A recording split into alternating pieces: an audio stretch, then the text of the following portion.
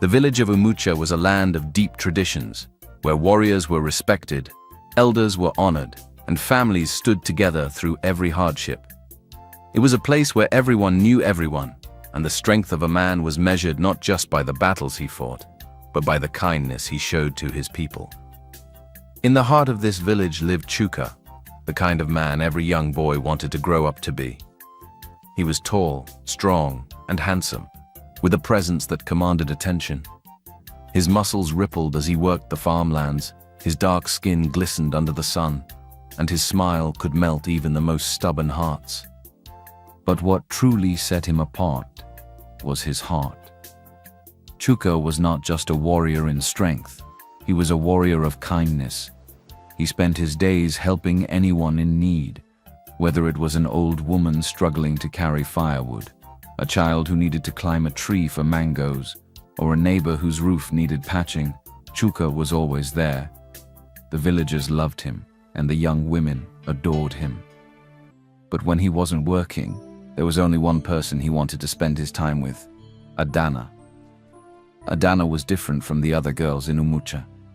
She wasn't just beautiful, she was bold, full of life, and always full of mischief.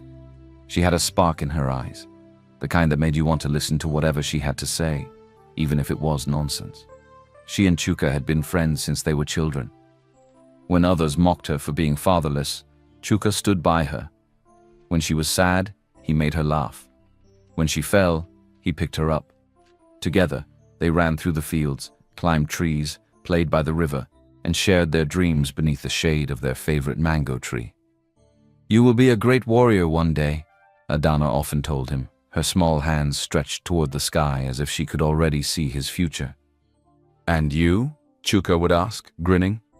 "I will leave this village and see the world," she would say, spinning in excitement. "Maybe I will even marry a prince." Chuka would laugh.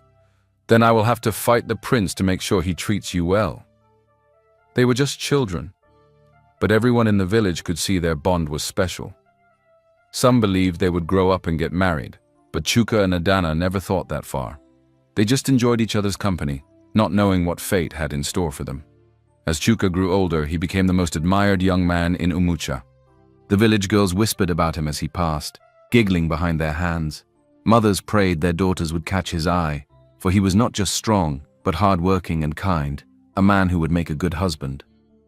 But Chuka never seemed interested. Even though women tried to impress him, he was always either working or with Adana. His bond with her remained unshaken, even as they entered adulthood. One evening, Chuka sat under the mango tree, sharpening his machete.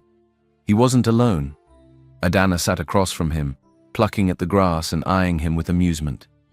"You know, Chuka," she began, tilting her head with a teasing smile, "if I had a cow for every woman who has tried to get your attention, I'd have a whole herd by now." Chuka smirked, not looking up from his machete. "And if I had a yam for every time you brought this up, I'd never go hungry." Adana burst into laughter, her eyes twinkling. "I don't understand you. The women practically throw themselves at you, and yet here you are, sitting under a tree like an old man. What exactly are you waiting for?" Chuka finally looked up, grinning. "I'm waiting for you to stop talking." She gasped dramatically. "Is that how you treat your only friend?" Chuka laughed, shaking his head. "I don't know, Adana. Maybe I just haven't met the right woman." Adana rolled her eyes. "Or maybe you enjoy watching them suffer, hoping and praying that you will finally look their way." She sat up straight and imitated the village girls, fluttering her eyelashes. "Oh, Chuka, look at how I pounded this fufu. I did it just for you." Chuka chuckled, shaking his head. "You're ridiculous." She grinned, leaning closer. "So tell me, is there really no woman in Umucha that you have your eyes on?" Chuka shrugged. "Not yet." Adana studied him for a moment. She knew Chuka better than anyone, and though he played it cool, she had a feeling that was about to change soon. Adana didn't have many friends. Other girls in the village kept their distance, perhaps because she had no father, perhaps because she never tried too hard to fit in. She didn't mind much. She had Chuka. But there was one thing even Chuka didn't know, something Adana had never told anyone. She had always believed her father was dead. That was what her mother had told her. But there were times, strange times, when Adana felt like there was something more. She would catch her mother staring at her when she thought she wasn't looking, eyes full of a sadness Adana didn't understand. But whenever she asked her mother about her father, she would always say the same thing. He was a good man. He passed before you were born. That was all. No details, no stories, no memories. And so Adana let it be. For now. Then one day Lotana arrived. She came from another village, walking into Umucha like a breeze that turned every head. Lotana was beautiful. Too beautiful. Her skin was smooth like palm oil, her smile soft yet mysterious. Her body moved with the grace of a dancer, and when she spoke, it was like honey dripping from her lips. The women whispered, "Who is she? Where did she come from? She must be a queen in her homeland." But it wasn't just the women who noticed her. The men did too. Chuka did too. For the first time, Chuka was captivated. He had never chased after a woman before. He had always been the one women tried to impress, the one they admired from afar. But Lotana was different. She wasn't like the other village girls who blushed and giggled when he passed. She wasn't like Adana, who teased and joked with him like they were equals. She was elegant, untouchable, and Chuka wanted her. So, for the first time in his life, he pursued. He brought her the sweetest fruits from the farm, fresh and ripe.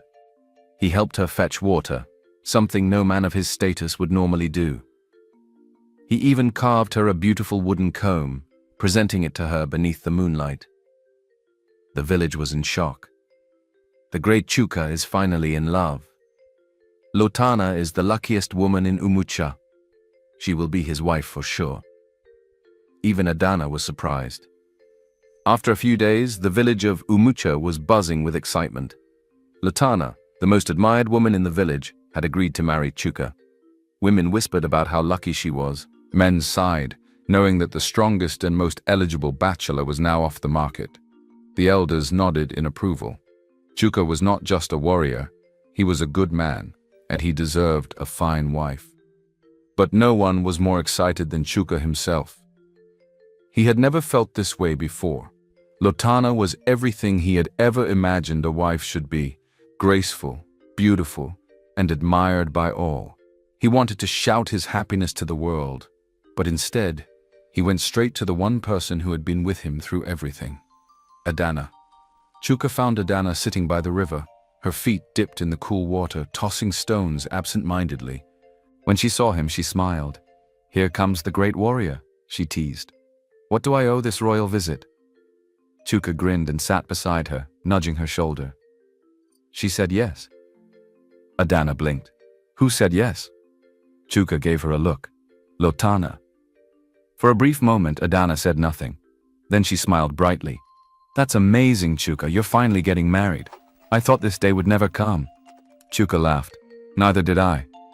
He looked at the sky, exhaling in pure contentment. "I feel different, Adana. Like my life is about to truly begin." Adana nodded, though something inside her felt strange.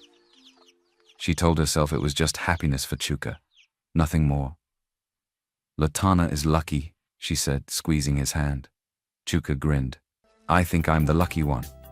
Adana laughed, pushing him playfully. "You? Lucky? I think she has no idea what she's getting herself into." Chuka chuckled, shaking his head. "Jealous?" Adana rolled her eyes. "Oh, please."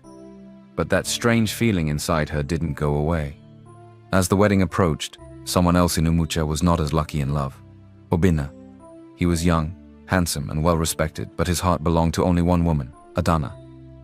The problem? Adana did not feel the same. For months, Obina had tried everything to win her over. He brought her the sweetest and nicest things. He tried to impress her by winning wrestling matches in the village square. He even asked Chuka for advice, hoping her best friend would help him get through to her. "She just doesn't see me that way," Obina complained to Chuka one evening. Chuka sighed, shaking his head. Adana is Adana. She's not like other women. She won't just fall for gifts and compliments, she is special. So what do I do? Obina asked. Chuka shrugged. Maybe she's just not meant to be yours. Obina frowned. That wasn't the answer he wanted. But what neither he nor Chuka knew was that Adana's heart was already too heavy to think about love. One night, as Adana sat outside her hut staring at the stars, her mother approached her, her face filled with anxiety. "We are leaving Umucha," she said suddenly. Adana froze, blinking in shock. "What?" "We leave at sunrise." Adana stood up. "Mama, what are you talking about? Why would we leave?" Her mother looked away, her hands trembling. I cannot explain now, but this time we must go." Adana's heart pounded. "But I don't want to go." Her mother grabbed her hands.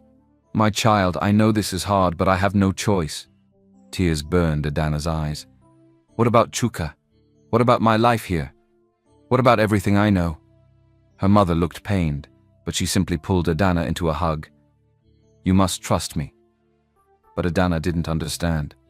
She had spent her whole life in Umucha. It was the only home she had ever known. Why now? Why leave now, the night before Chuka's wedding? Something didn't feel right. As soon as her mother fell asleep, Adana ran. She ran straight to Chuka's hut, tears streaming down her face. When Chuka opened the door and saw her, his heart dropped. "Adana, what's wrong?" Adana could barely speak. "I'm leaving." Chuka's face darkened.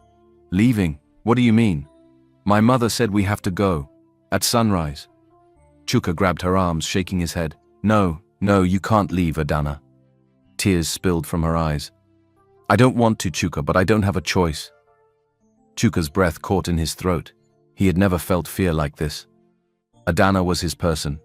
She was the one he told everything to, the one who knew his soul better than anyone. He couldn't lose her. "Then I'll talk to your mother," he said quickly. "No, Chuka," she interrupted, her voice breaking. "She won't change her mind." A tear fell down his cheek. "So what? You'll just disappear? Just like that?" Adana wiped her face, sniffling. "I don't know what else to do. I don't even know if I will ever come back." Chuka took a step closer, desperate. "Stay." Adana shook her head, crying harder. "I can't." They stared at each other, both feeling something they had never spoken aloud. Something unspoken, unacknowledged. Chuka pulled her into the tightest hug he had ever given anyone. They held each other, knowing this was goodbye. The sun had barely risen when 3 mysterious guards arrived at Adana's hut.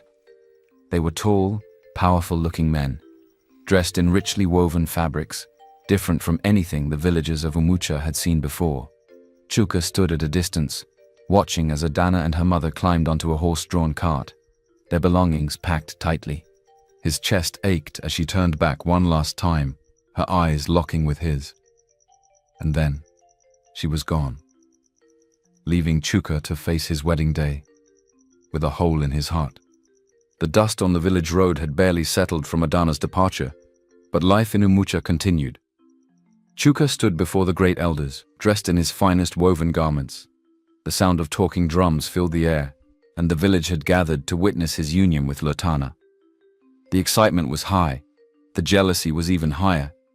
Every woman in Umucha had once hoped to catch Chuka's eye, but Lotana had won him. Some said she was the luckiest woman alive. Some whispered that Chuka had chosen well. But no one, not even Chuka, knew that this night would mark the beginning of his greatest suffering. The wedding feast was one of the grandest Umucha had ever seen. The finest palm wine flowed freely. The villagers danced, their voices rising in joyful songs.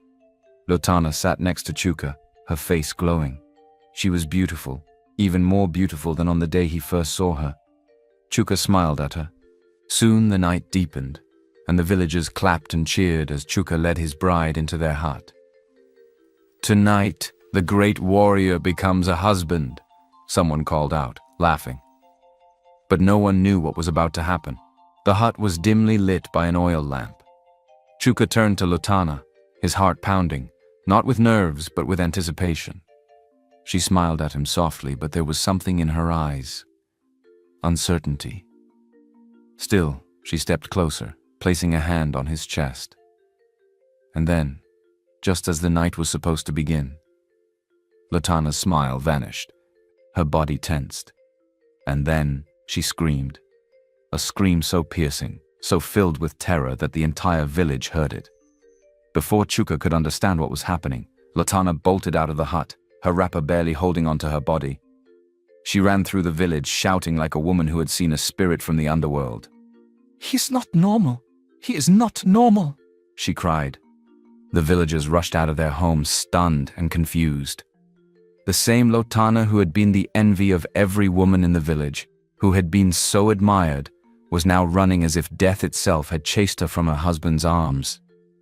Chuka stood at the entrance of the hut, his hands clenched into fists, his heart pounding with shame and disbelief. Lotana's family tried to calm her, but she would not stop crying. I cannot stay with him," she sobbed. That night, Lotana left the village, never to return. The women who had once envied Lotana gathered in small groups, their voices dripping with judgment. She was too weak, some said. She is not a real woman, others whispered. She should have been honored to be with a man like Chuka. But as time passed, the whispers began to change. Because Lotana was not the only one. At first, Chuka thought it had been Lotana's weakness. So he decided to move on. Another woman, Nena, stepped forward. She was bold and confident, declaring, "If Lotana could not handle his manhood, then I will." She entered Chuka's hut that night full of fire and determination. She left crying before the moon reached its peak. Then came Umucha, a woman known for her strength who had mocked Lotana's weakness. She ran away too. One by one, women came to prove their strength. One by one, they left in fear. Some were crying, some were silent and shaken. Some simply vanished from the village altogether, unwilling to speak of what they had experienced. The whispers grew louder. Something is wrong with Chuka. He is cursed. He is not like other men. No woman can handle his manhood. Mothers who had once dreamed of marrying their daughters to Chuka now kept them far away. The admiration that had once surrounded him turned into fear. The respect he had earned as a great warrior crumbled. The same women who once fought for his attention now avoided him. Chuka, once the pride of Umucha, was now an outcast in his own home. And for the first time in his life, he felt truly alone.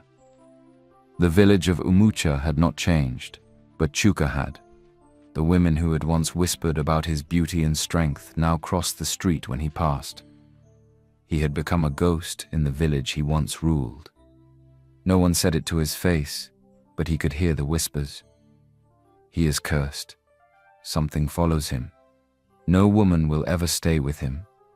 It didn't matter how much he worked, how much he helped the villagers, how much he pretended to be fine. Nothing could erase the shame that clung to him. At night, when the world was quiet, Chuka lay on his mat and stared at the ceiling. And every night, his thoughts drifted to Adana. She was the only person who had never looked at him with fear or expectation. She would have stood by him, laughed at the rumors, told him he was still Chuka, still the strong, kind-hearted boy she had grown up with. But she was gone. And for the first time in his life, he truly felt alone. Mama Chuka watched her son fade before her eyes. She saw the way he no longer smiled. She saw how he stopped meeting people's eyes. She saw how his shoulders, once proud, were now slumped. Her son, her only son, was becoming a shadow of himself. One morning, she made a decision. She grabbed Chuka by the hand and said, "Come, we are going to see Baba Ezenwa." Baba Ezenwa was feared and respected. His shrine was deep in the forest, far from the village, where the trees whispered secrets and the wind carried unseen voices. As they walked, Chuka felt a strange heaviness settle on his chest, as if something was watching him. Mama Chuka didn't stop. She marched forward, determined to find answers for her son. They reached the shrine, a small hut surrounded by white chalk markings, and found the old diviner seated before a crackling fire, his eyes closed. Without opening them, he spoke. "You have come for answers." Chuka's breath caught in his throat. Baba Ezenwa finally opened his clouded eyes and looked at him. "You should have come sooner." Baba Ezenwa took a deep breath and then spoke words that chilled Chuka's soul. "You are not alone, Chuka. You never have been." Chuka frowned. "What do you mean?" The diviner leaned forward, his voice dropping lower. "You have a spirit wife." Mama Chuka gasped, covering her mouth. Chuka stared. "What?" Baba Ezenwa's voice was calm, but heavy. "From the moment you were born, she claimed you. She walks with you unseen, always watching, always waiting, and she has sworn that no mortal woman will ever take you from her." A cold shiver ran down Chuka's spine. He thought of Lotana, of Nenena, of all the women who had tried and failed. "That is why no woman can stay with you," Baba Ezenwa continued. "She will not allow it. She ensures that your manhood never enters any woman. She belongs to you, and you belong to her." Chuka's hands clenched into fists. "Then how do I get rid of her?" The old man shook his head slowly. "Spirit wives do not let go easily." Baba Ezenwa reached into a small leather pouch and pulled out a handful of white cowrie shells, scattering them onto the ground. For a long moment he studied their pattern. Then he sighed. "Your fate is sealed unless something extraordinary happens." Chuka felt anger rise in his chest. "So that's it? I must live my whole life like this, alone?" The diviner looked at him deeply as if searching his soul. "Your path is not yet clear, but know this, she is always watching, and she will never let you go willingly." Chuka felt the weight of those words crush him. For the first time he realized this was not a bad rumor. This was not a curse from jealous women. This was real. And now he knew he could never escape her. Meanwhile, the journey away from Umucha had been long, but Adana had barely spoken. She sat in the horse-drawn cart, staring at the trees as they passed, her heart heavy with confusion and sadness. Her mind kept returning to one thing: Chuka's face as she left, his pleading eyes, the way his hands had trembled when he held her, the way he had begged her to stay. She had never seen him like that before. And now she was gone, heading to a place she knew nothing about. The first thing she noticed was the walls. Unlike Umucha, which had small huts and open farmlands, this place was surrounded by towering walls made of red clay and stone. As the cart passed through the massive wooden gates, Adana's eyes widened. The village she had always called home was nothing compared to this kingdom. The market was enormous, filled with stalls of spices, fabrics, and jewelry. The people were dressed differently, their clothes finer, their accents richer. The palace stood like a mountain, its golden roofs shining in the afternoon sun. She had never seen such wealth in her life. Yet, she felt no comfort. She wanted answers, and soon she would get them. The palace was grand, but Adana barely noticed the details. Her hands felt cold, her stomach tight with nerves. The guards led her into a vast hall, where two figures stood at the far end, a tall, broad-shouldered man and a regal, graceful woman. The moment the woman saw her, tears filled her eyes. "My daughter," she whispered. Before Adana could react, the woman ran towards her and pulled her into a fierce, trembling embrace. Adana stood frozen as the woman, the queen, sobbed into her shoulder. "My daughter, my baby, I have searched for you for so long." The man, the king, placed a strong but gentle hand on her shoulder. His voice was deep, filled with emotion. "You are home now." Adana pulled back, her breath shaky. What are you talking about?" The queen wiped her tears and gently tucked Adana's hair behind her ear. And then with soft fingers she touched a small mark behind her ear. A mark Adana had never thought twice about. She gasped. The queen's eyes shone with certainty. "This is the birthmark of our bloodline. You are our daughter." Adana staggered back, shaking her head. "No," she whispered. "No, this can't be true." The king exhaled deeply, looking at her with sadness and guilt. "You were stolen from us, Adana. Stolen as a baby by a woman who worked in our palace." Adana froze. A woman who worked in the palace. A woman who had stolen a baby. The woman she called mother. Adana's heart raced. She felt like the walls were closing in on her, like she was suffocating.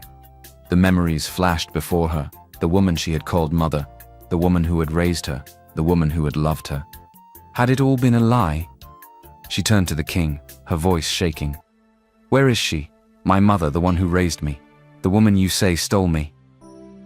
The king sighed. She is also here in the palace. Adana felt her chest tighten.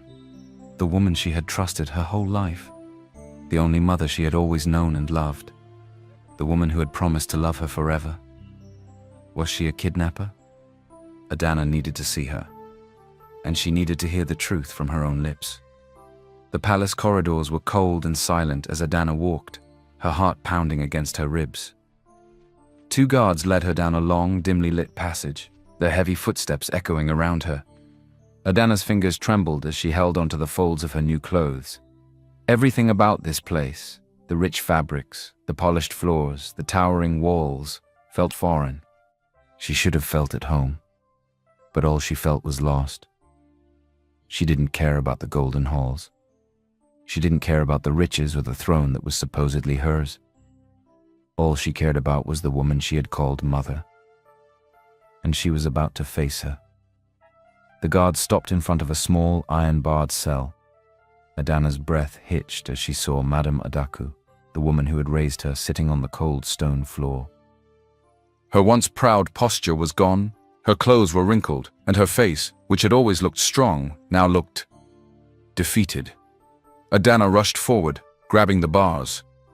"Let her go," she pleaded with the guards. "She is not a criminal. She is my mother." The guards remained silent. Inside the cell, Madame Adaku slowly lifted her head, and when her tired eyes met Adana's, the truth was there before she even spoke. She was guilty, and she had been waiting for this moment. Tears stung Adana's eyes. "Tell them the truth, Mama. Tell them you didn't steal me. Tell them this is all a mistake." Madame Adaku's lips trembled, but she did not speak. Adana banged on the bars, her voice breaking. "Say something." Finally, Madame Adaku exhaled shakily. And then, she spoke the words that shattered Adana's heart. "It is true." Adana stiffened. "What?" "It is true," Madame Adaku repeated, her voice small. "I stole you." The words hung in the air like a curse. Adana staggered back, shaking her head. "No," she whispered. But Madame Adaku looked her in the eyes, and for the first time she told her everything. Madame Adaku began. "I was a servant in the palace, just a maid with no wealth, no family, no future. But I was in love with the king." Adana's heart pounded in disbelief.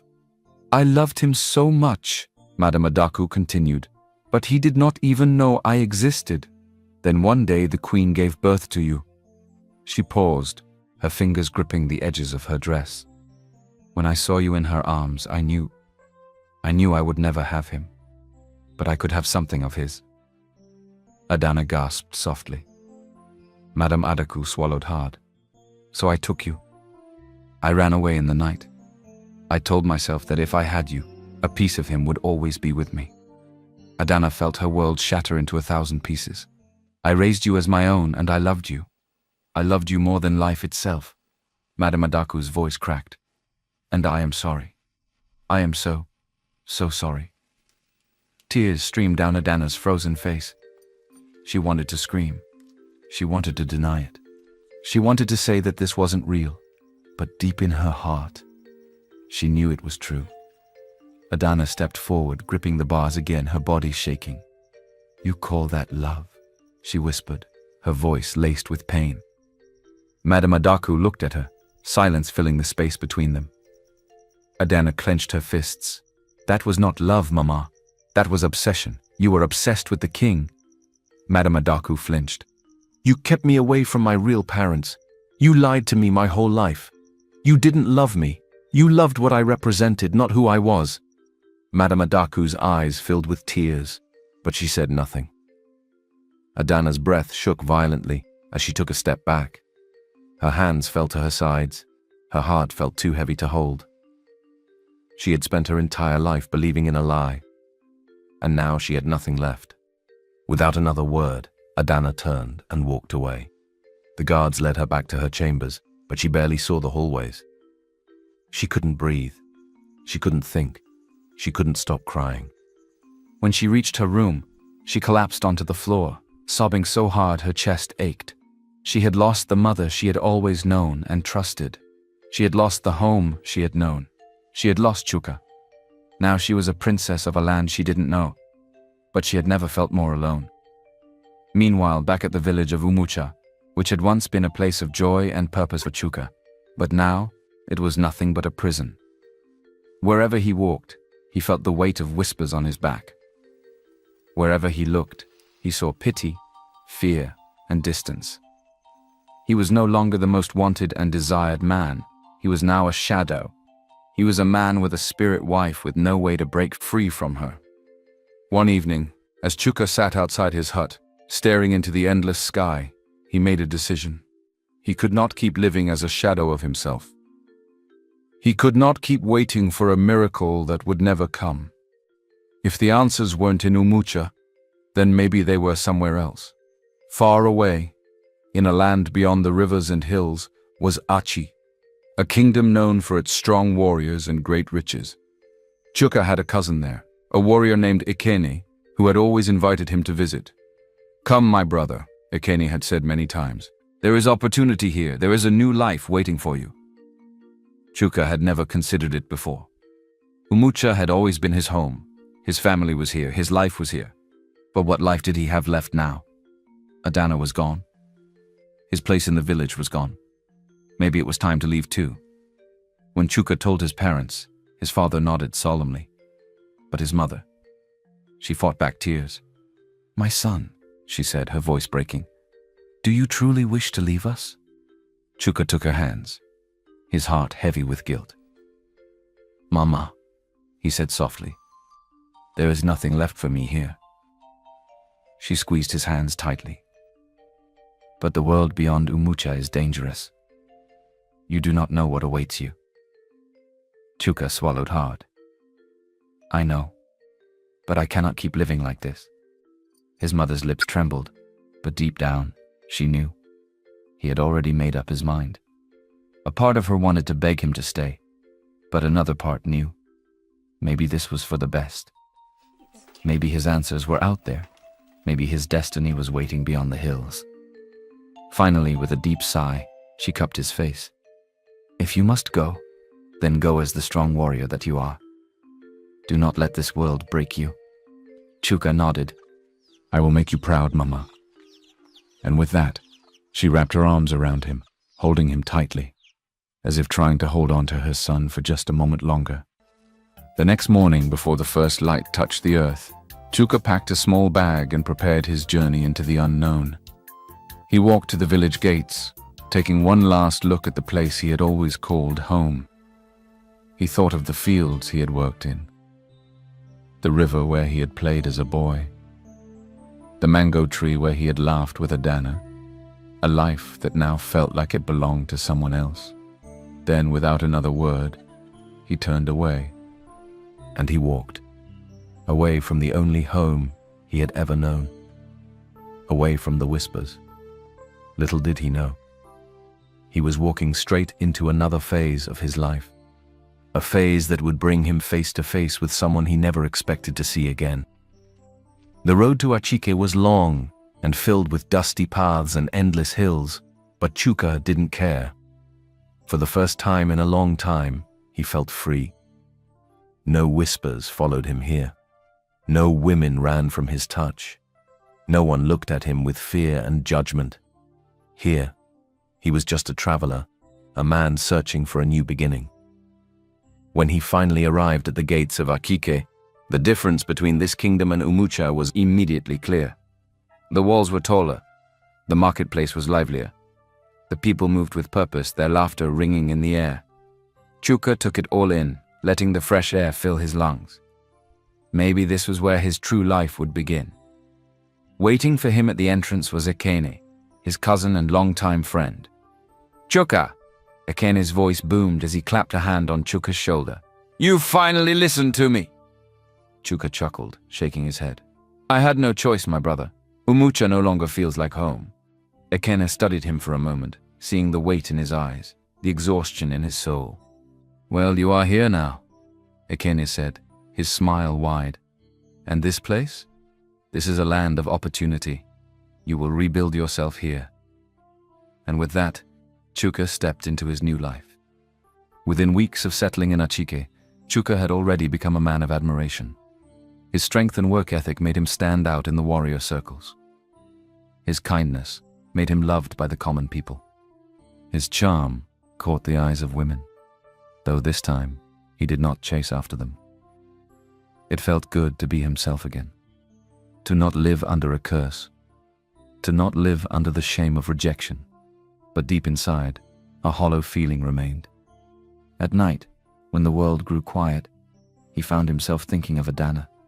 Where was she now? Was she safe? Had she found a new life too? Little did he know, she was closer than he could have ever imagined. While Chuka was rediscovering himself in Achike, Adana was losing herself in a world she did not belong to. She was a princess now. Her clothes were finer than she had ever imagined. Her food was prepared by the best cooks in the kingdom. Her bed was softer than the clouds in the sky. And yet, she had never felt more trapped. The golden walls of the palace felt like a cage. The maids and guards bowed before her, but she could see it in their eyes. She was a stranger to them. Even her own parents, the king and queen, though kind and loving, were still just strangers to her. She had spent her whole life in Umucha. She did not know the ways of royalty. She wanted her old life back, or at least her old friend. Every evening, when the sun began to set, Adana would slip away from the palace walls, wandering the outskirts of the city. She would watch the common people laugh, work, and live their simple lives. She envied them. How she wished she could walk freely, without guards following her. How she wished she could sit by the river again, under the mango tree. How she wished Chuka was here. But he was gone, and she was alone, until fate decided otherwise. One evening, as Adana wandered through the quiet pathways outside the palace, she passed a small training ground where young warriors were sparring with wooden staffs. It wasn't the warriors that caught her attention. It was him. The moment her eyes landed on him, her entire body froze. The broad shoulders, the deep brown skin, the strong hands that once pulled her up when she fell as a child. The face she thought she would never see again. Chuka. Her heart stopped beating for just a moment. It couldn't be. It couldn't. But then, he turned. Their eyes met. And suddenly, the world faded away. Time stood still. For a long moment, neither of them moved. Adana couldn't breathe. Chuka couldn't think. They just stared at each other, unable to process what was happening.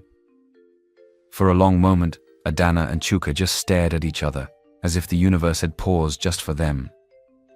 Then, without thinking, Adana ran to him. Her feet barely touched the ground as she threw herself into his strong, familiar arms. Chuka caught her instantly, his grip tight, firm, and full of emotion. She buried her face in his chest, her body trembling with joy and disbelief. "Chuka," she whispered, her voice breaking. Chuka exhaled shakily, his hands holding onto her as though he would never let go again. "Adana," he murmured into her hair. "Is this real?" She pulled back slightly, just enough to look into his eyes. "I'm here," she whispered, smiling through her tear-filled eyes. Chuka cupped her face, studying her, as if afraid she would disappear again. And then, as though pulled by an invisible force, they both smiled. A deep, knowing smile that only two souls destined for each other could share. Chuka led Adana away from the busy training ground, away from the curious eyes of onlookers. They found a quiet place, a secluded garden behind one of the training huts, where the stars shone above them, glowing like silent witnesses. They sat beneath a tree, side by side, their hands occasionally brushing, their eyes stealing glances at each other. "So," Chuka said, breaking the comfortable silence, "tell me, what have you been up to? Where did you go after you left Umucha?" Adana's smile faltered for just a second, but she quickly replaced it with a small laugh. "Oh, you know," just trying to find my place in the world," she said vaguely, choosing not to reveal the truth about her identity just yet. Chuka nodded, accepting her answer without pressing. "What about you?" she asked, tilting her head. "Did you come here with your wife?" Chuka sighed, rubbing the back of his neck. "It didn't work out," he admitted, his voice calm. "We weren't compatible." Adana looked at him, searching his face for pain. But there was none. Instead, there was acceptance. A man who had made peace with his past. "I see," she said softly, not asking further, sensing that he did not want to explain more. And just like that, the past was left behind. Tonight was not about pain, not about regrets, not about unanswered questions. Tonight was about them, two souls reunited, and the love that never truly left. As they sat there, the space between them grew smaller. Their eyes met and held, deep, longing, searching. Something invisible yet undeniable pulled them toward each other. Chuka reached out, tracing his fingers along her jawline. His touch, feather-light. "Adana," he whispered, as if speaking her name was enough to bring him back to life. She leaned into his touch, her breath unsteady, her heart pounding. And then, as though the universe had planned this moment for eternity, their lips met. Soft at first, then with an intensity that shook them both. It wasn't just a kiss, it was a reunion of souls. A deep, desperate embrace of two people who had longed for each other, who had searched the world for something they had already found in each other. That night, beneath the stars, beneath the whispering trees, they became one. Chuka, who had spent his life being feared and rejected by women, found himself completely at ease with Adana. There was no fear, no hesitation, no barrier. Everything felt natural, effortless, right. His touch ignited no screams of terror, only soft moans of pleasure.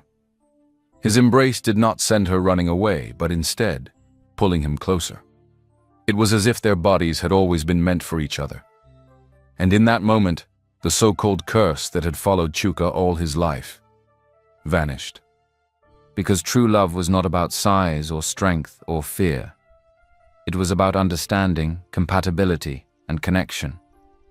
And with Adana, Chuka had found all of that and more.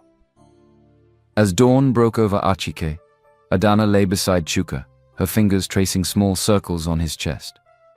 He held her close, pressing a soft kiss to her forehead, a deep, satisfied peace settling in his heart. For the first time in a long time, he felt whole again. Neither of them spoke, because there were no words needed. They had been lost. They had been separated. They had been tested by fate. But love had brought them back together. For the first time in years, he felt at peace. No fear, no shame, no whispers haunting him. Just her. The woman who had always understood him. The woman who had always been by his side. And yet, something still lingered inside him, a truth he had yet to say aloud. And if he truly wanted to be free, if he truly wanted to begin again, then Adana deserved to know everything. When Adana finally stirred, she turned to him, smiling sleepily. "Good morning," she whispered, her voice soft and warm. Chuka took a deep breath, brushing a strand of hair from her face. "Adana, there's something I need to tell you." She frowned slightly, sensing the seriousness in his tone. "What is it?" she asked, sitting up. Chuka hesitated for a moment, then finally spoke the words he had never fully admitted to anyone. "It wasn't only my marriage that ended because of lack of compatibility," he said, his voice heavy. "It ended because every woman I tried to be with ran away from me." Adana's eyes widened, confusion crossing her face. "What do you mean?" Chuka clenched his fists, staring at the ceiling. "I mean, no woman could take my manhood. They would scream in fear and run before anything even happened." Adana's eyes widened in shock. He turned back to her. "At first I thought it was just bad luck. But then it happened again, and again. And soon, the whole village started talking. Adana swallowed hard, suddenly understanding the weight of what he had carried. She reached for his hand, but he wasn't done. And then, there was the spirit wife. Adana froze. What? Chuka exhaled deeply. After my failed marriage, my mother took me to a powerful diviner, Baba Izenwa. He told me that I was claimed by a spirit wife, a supernatural being who ensured that no mortal woman would ever have me. Adana stared at him, her mind spinning. The spirit wife? She echoed, trying to process it. Chuka nodded. She was always watching, always waiting. And the worst part? The diviner said I could never be free. A heavy silence hung between them. Then Chuka's eyes met hers, a realization settling over him. But Adana, he whispered, with you, it was different. She blinked. What do you mean? Chuka took her hands, his grip firm, certain. You didn't run, he said. You didn't scream. You didn't feel fear. He cupped her face, searching her eyes. Don't you see, he said, his voice full of emotion. Maybe I was never cursed. Maybe I just needed the right woman. Adana's heart was beating fast as she listened to his words. He had bared his soul to her. He had told her his greatest shame. He had given her all of himself. And now it was her turn. She took a deep breath, her fingers tightening around his. Chuka, she began softly. There's something I haven't told you either. Chuka frowned slightly. What is it? Adana licked her lips, her heart racing. The day I left Umucha, it wasn't just because my mother wanted to move. Chuka stared at her, his breath stilling. She swallowed. I was taken, because I am the lost princess of Achi. For a moment, Chuka did not move. His mind struggled to process the words. Then, he let out a sharp breath, his eyes widening. What? Adana nodded, tears brimming in her eyes. The person I thought was my mother. She wasn't. I was stolen at birth by the woman who raised me. My real parents are the king and queen of Achi. Chuka felt his entire world shift. Adana. His Adana. A princess. He exhaled sharply, running a hand through his hair. So, you've been living in the palace this whole time? He asked. She nodded. Chuka let out a low, disbelieving chuckle, shaking his head. This is unreal. Adana bit her lip, worried. Does this change anything? Chuka looked at her, his eyes serious and full of emotion. You mean, does it change the fact that I love you? He asked. She felt her heart skip a beat. No, he said firmly, it doesn't. Adana let out a shaky laugh, tears slipping down her cheeks. You don't care, she whispered. Chuka smiled, pulling her into his arms. I don't care if you're a princess, Adana, he murmured. I don't care if you live in a palace or a hut. I love you. I have always loved you. I thought I was in love with Lotana, but I wasn't. I was just attracted to her. I realized I love you after you left Umucha. Adana buried her face in his chest, her heart bursting with happiness. She had feared this moment, feared that the truth would separate them again. But now she knew.